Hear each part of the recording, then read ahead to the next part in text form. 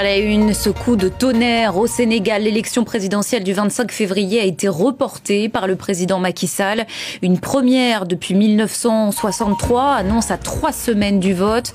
Sur fond de conflit entre l'Assemblée nationale et le Conseil constitutionnel, le ministre secrétaire général du gouvernement a annoncé sa démission. Réaction et analyse à suivre avec Sarah Sako en direct de Dakar. Alassane Samba Diop, journaliste, directeur de Médias. Bonsoir à vous et bienvenue dans cette édition spéciale. C'est donc une première dans l'histoire du Sénégal depuis l'indépendance. Le président Macky Sall a annoncé le report de la présidentielle du 25 février sur fond d'accusations de corruption présumée à l'encontre de 2 membres du Conseil constitutionnel. Ce soir, le ministre secrétaire général du gouvernement a annoncé sa démission. On revient sur cette information avec Sarah Sako dans un instant, mais d'abord les faits avec Caroline Loyer. C'est une première dans l'histoire du Sénégal depuis son indépendance. À quelques heures de l'ouverture de la campagne pour la présidentielle, le chef de l'État annonce le report sine die du scrutin, tout en confirmant qu'il ne sera pas candidat. Mon engagement solennel à ne pas me présenter à l'élection présidentielle reste inchangé.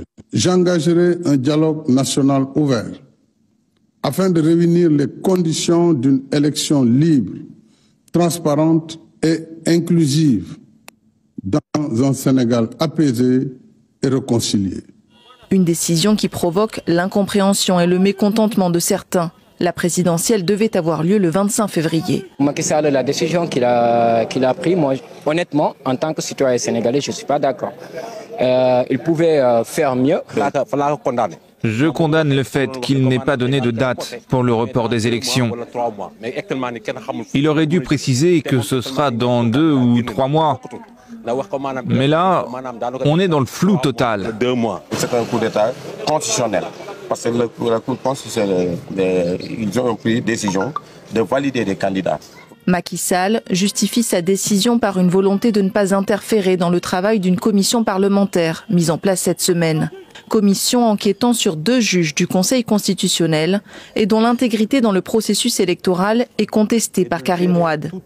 Le fils de l'ancien président Abdoulaye Wade ainsi qu'Ousmane Sonko n'ont pas été autorisés à se présenter. Le bras de fer entre ce dernier et le pouvoir a provoqué plusieurs épisodes de violence depuis 2021. L'enjeu pour le président sortant est aujourd'hui d'éviter une crise démocratique dans un pays toujours considéré comme un modèle sur le continent. Une annonce choc donc qui s'est faite à seulement 3 semaines de l'échéance du scrutin. On retrouve Sarah Sako, notre correspondante à Dakar. Bonsoir à vous Sarah. Quelles sont les réactions à chaud sur place ? Bien, vous l'avez entendu, beaucoup de frustration, de mécontentement, il faut le dire, d'interrogation, d'inquiétude. Les réactions, en tout cas, sont nombreuses. Ce soir à Dakar, où, je le précise, la rue est calme. Alors, les gens à qui nous avons parlé, en tout cas, attendaient avec impatience cette annonce, puisqu'il faut un peu se remettre dans le contexte. Hier, l'allocution du président avait été annoncée dans un contexte où la rumeur enflait sur un report de l'élection. Puis il y a eu cette annonce tendue, l'allocution était prévue à midi, elle a finalement eu lieu à 14h. Et enfin, l'effet de surprise, beaucoup de questions, beaucoup de réactions aussi sur les réseaux sociaux qui sont littéralement en ébullition ce soir.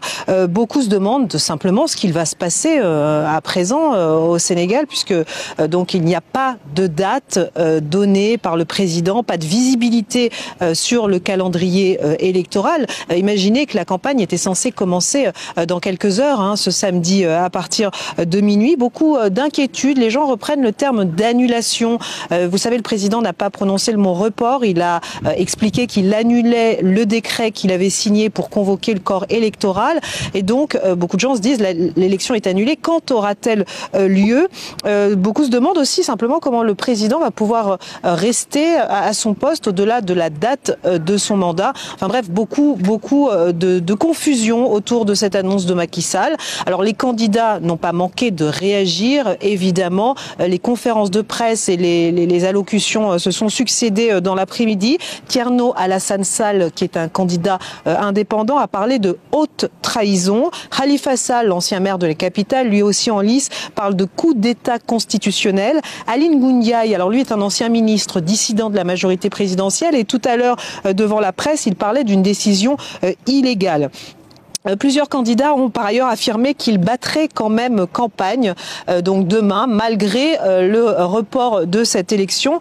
Quant au candidat Karim Wade, candidat évincé de la course, disqualifié, alors lui, c'est une réaction très différente puisque son parti s'est félicité ce soir de cette décision. Il demandait un report de l'élection, le PDS, le Parti démocratique sénégalais, justement pour que, disent-ils, leur candidat soit rétabli dans ses droits. Voilà un peu pour les réactions en ce milieu de soirée ici. Sarah Sako, vous restez avec nous. On va plus loin sur ce séisme politique au Sénégal avec vous, Alassane Samba Diop. Bonsoir à vous. Vous êtes journaliste, directeur de E-Média. On peut, à juste titre, parler d'un coup de tonnerre au Sénégal. Ce qu'il s'est passé cet après-midi, c'est inédit depuis 1963 dans le pays. Absolument, c'est un séisme au Sénégal. Ce qui s'est passé, le Sénégal ne s'attendait pas qu'il y ait un report de la présidentielle, mais on voyait les choses venir depuis que le Parti démocratique sénégalais avait déposé sa demande au niveau de l'Assemblée nationale. M. Karim Wade a jugé qu'il a été illégalement écarté de la présidentielle. La pression du Parti démocratique sénégalais à l'Assemblée nationale, combinée au fait qu'entre le Parti démocratique sénégalais et l'APR, avec l'élection législative qui s'est passée, il y a des alliances au niveau de l'Assemblée nationale, mais c'est un coup de tonnerre au Sénégal. C'est la première fois que les Sénégalais vont vivre une élection reportée depuis 1963. Ça n'a jamais existé au Sénégal et ça a surpris beaucoup de monde. Beaucoup ne s'attendaient pas à ce report de cette présidentielle. Maintenant, quelles sont les conséquences de ce report ou de cette annulation? Parce qu'il n'y a pas une date qui a été donnée. C'est une annulation de la présidentielle aujourd'hui. On ne sait pas quand on va voter et qu'est-ce qui a été pris comme décision. Voilà, on est dans l'expectative la plus totale au Sénégal. Sarah Sako, comment s'est nouée cette crise politique? Tout a commencé avec l'exclusion de Karim Wade, donc de la course à la présidence. Exactement, c'est ce que notre confrère disait un petit peu à l'instant. En fait, ça a commencé avec l'éviction de Karim Wade. Alors, c'est une histoire de double nationalité qui est interdite par la Constitution pour être candidat ici au moment où il déposait son dossier. Et dans la foulée, en fait, son parti a demandé l'ouverture d'une enquête parlementaire pour faire la lumière sur des soupçons de corruption envers deux juges du Conseil constitutionnel, qui est la plus haute juridiction du pays et en quelque sorte l'arbitre du scrutin. Et donc, suite à ces accusations, ils ont également accusé le candidat de la majorité, Amadou Ba, d'être derrière cette affaire. Eh bien, jeudi, les députés ont voté à une écrasante majorité la création de cette commission d'enquête parlementaire, dont les députés du parti présidentiel. Alors, officiellement, eux expliquaient qu'il s'agissait de laver l'honneur de leur candidat, mais cela a déconcerté beaucoup de monde, en fait. Les gens se sont interrogés. Pourquoi est-ce que les députés du parti au pouvoir votent pour cette commission d'enquête parlementaire? Et il y a eu aussitôt ce début de rumeur, en fait, sur un report de l'élection que certains analysaient comme une volonté cachée de la majorité, en fait, de reporter ce scrutin. Et puis, donc, la rumeur s'est enflée, je vous le disais, elle était vraiment omniprésente jusqu'à cette annonce d'allocution et finalement, aujourd'hui, cette décision de Macky Sall, donc, de reporter l'élection. Et justement, quelles conséquences sur cette juridiction? Vous l'évoquiez à l'instant, Sarah, la plus haute du Sénégal, ce Conseil constitutionnel. On en parle avec vous, Nicolas Normand. Vous nous avez rejoint. Vous êtes ancien ambassadeur de France au Sénégal. Bonsoir à vous. Bonsoir. Sarah Sako nous l'expliquait à l'instant. Les accusations visent 2 des 7 sages de ce Conseil constitutionnel.